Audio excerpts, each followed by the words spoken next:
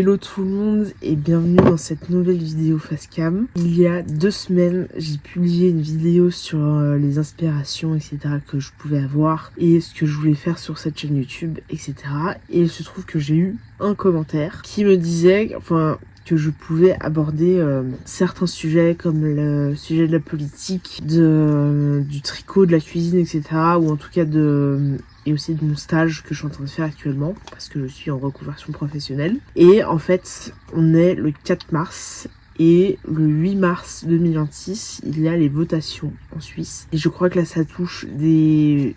Je sais pas s'il y a les communales pour cette votation, mais en tout cas, il y a les cantonales et les fédérales. Sachez qu'en Suisse, on vote plus ou moins tous les 3 mois. Parfois, c'est tous les 4-5 mois, parfois c'est tous 2 mois. Mais de manière générale, on vote à peu près tous les 3 mois sur toutes les lois. Des fois c'est que communal ou cantonal, parfois c'est les 3, donc communal, cantonal et fédéral, parfois c'est juste cantonal et fédéral, parfois c'est juste fédéral. Bon bref, ça varie vraiment en fonction des votations et des lois qui sont votées selon la région et évidemment le pays, voilà, ce qu'on doit voter, etc.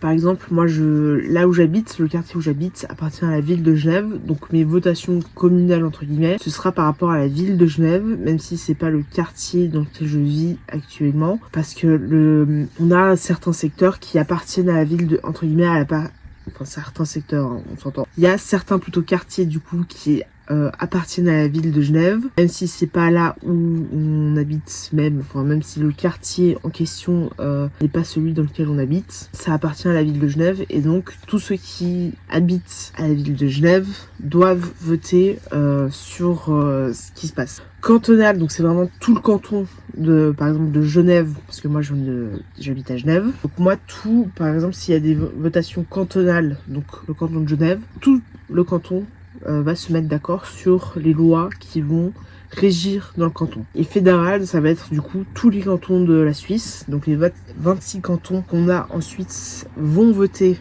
pour une loi commune. Et en général, les fédérales, vu qu'en Suisse romande, on est beaucoup moins, j'ai l'impression, c'est toujours comme ça, hein, fédérales sont toujours, il y a toujours 2 gros bloc entre guillemets, c'est-à-dire qu'on n'est jamais d'accord avec les Suisses allemands. Faut savoir que la Suisse italienne et la Suisse romande, en général, on a toujours plus ou moins les mêmes votations. En tout cas, disons qu'on a par rapport aux Suisses, à la Suisse alémanique, en général, par exemple, s'il y a une votation où les Suisses romandes vont dire non, les Suisses allemands vont dire non ou attendez.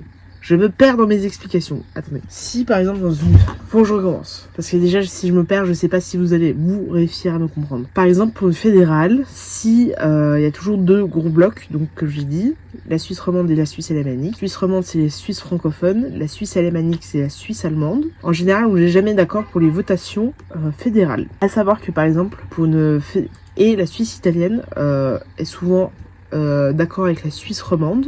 Et donc, en général, par exemple, pour une votation fédérale, par exemple, si la Suisse romande va dire oui, la Suisse alémanique va dire non. Si, pour une autre votation, la Suisse alémanique va dire oui, la Suisse romande va dire non. Et on n'est jamais d'accord sur ça. Ça se voit pour les images le plus souvent, on n'est jamais d'accord. Sauf que la Suisse alémanique, étant donné que c'est la région la plus grande, entre guillemets, gagnera, même si ça joue toujours à quelques points où en général la Suisse alémanique du coup va faire remporter entre guillemets les votations fédérales. Donc soit ça, en général ça passe pas, ou en général ça passe, ça tout dépend du sujet de la votation. Faut savoir que du coup dimanche 8 mars il y a des votations en Suisse et là je crois il y a des votations fédérales. Donc je sais, faut que je regarde, il faut que je vote. Sachez qu'on reçoit des bulletins de vote que je vais vous montrer. Attendez. Dès que je m'assois. On reçoit en général du coup une enveloppe comme ça qui peut être plus ou moins épaisse selon les votations. Faut absolument du coup qu'on ouvre en fait via le petit bandeau. Si ça me fait... Moi je veux bien hein, mais fais-moi... Voilà. Donc en fait on ouvre, il faut absolument pas ouvrir par là, couper ici, parce que du coup on va réutiliser l'enveloppe. Très intelligent. Donc là souvent on a ce petit ruban qu'il faut qu'on remette dans l'enveloppe. Et il faut qu'on mette forcément notre date de naissance et notre signature afin qu'on envoie par la poste. Et si vous... Enfin, quand on reçoit les votations, il faut qu'on vote jusqu'au jeudi avant les votations. Souvent, les votations, c'est le dimanche. Donc du coup, par exemple, là, vu que dimanche, on est le 8 et que c'est ce jour-là qu'il y a les votations, le dernier délai pour envoyer les votations sont le jeudi avant les votations. Donc là, ce sera le 5 qu'il faudra qu'on envoie les votations, étant donné qu'on est mercredi 4 mars. Donc là, il faut qu'on envoie à partir du 5. Enfin, vous pouvez envoyer avant, mais vous avez jusqu'au 5, enfin au jeudi précédent la votation. Sinon, il faut aller dimanche matin, aller voter. Et tout dépend évidemment où est le bureau de vote. Moi, je sais qu'il est à Saint-Jean, à l'école communale, je crois, de Saint-Jean, qu'il faut que je me rende. Et donc, les votations pour ce mois-ci, je vais vous le dire. Alors, attendez. Donc là, j'ai signé, hop. Et là, on met, il faut suivre la petite flèche. Et donc là, vous avez évidemment le petit ruban pour renvoyer les votations. Ensuite, vous avez souvent des petits, comment on appelle ça, des petits trucs comme ça, des petits fascicules, voilà, pour voilà, souvent expliquer les votations, etc.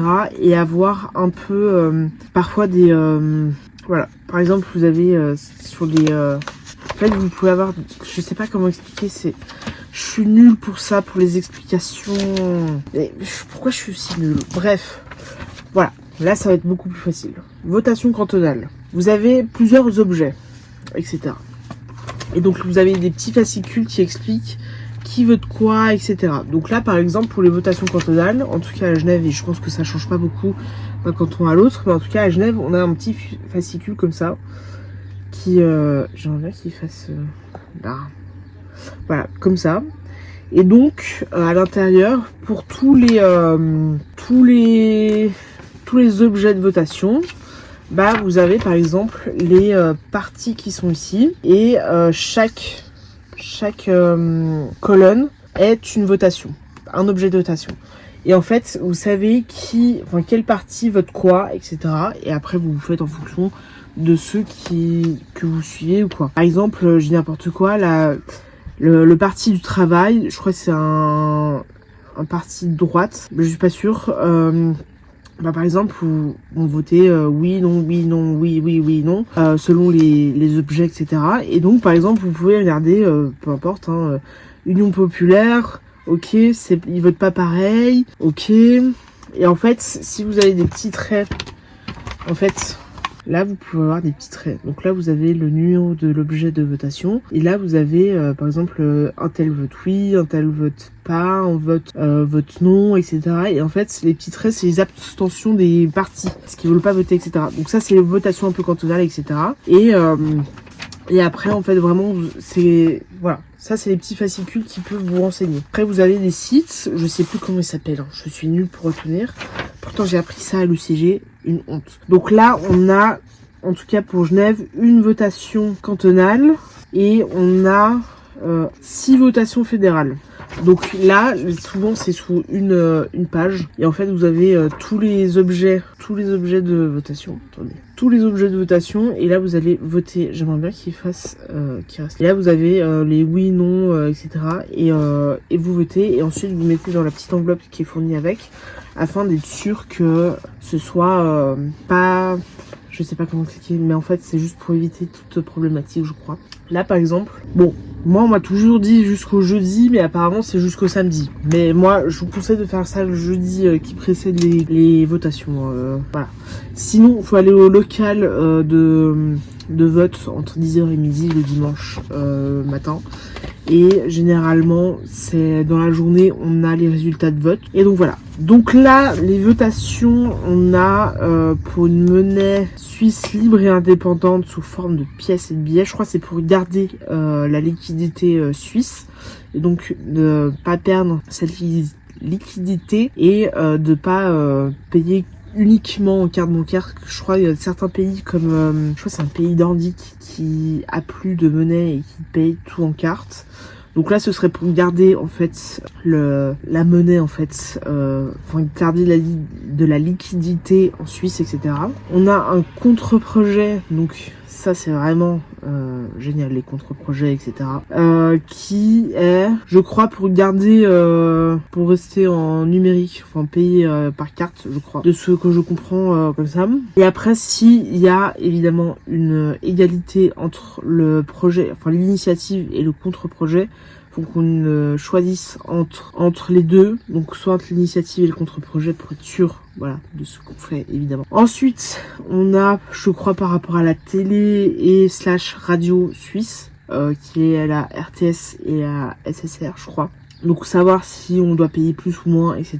On a une votation pour le climat et l'énergie, etc. Donc ça, il faut que je me renseigne. Et après, on a sur l'imposition individuelle, savoir, parce qu'en fait, si vous êtes en couple marié, vous payez plus que si vous êtes célibataire. Et donc là, ce serait, je crois, pour que les couples, même non mariés, payent, je crois, comme des couples mariés. Faut que je me renseigne aussi, mais je crois que de ce que j'avais compris, c'était ça. Je me renseigne évidemment. Et l'initiative cantonale qu'on a à Genève, c'est pour avoir des jobs d'été, enfin le salaire minimum par rapport à des jobs d'été. Étant donné qu'à Genève, on a un salaire minimum pour le travail qui est de, je crois, 24 francs de l'heure.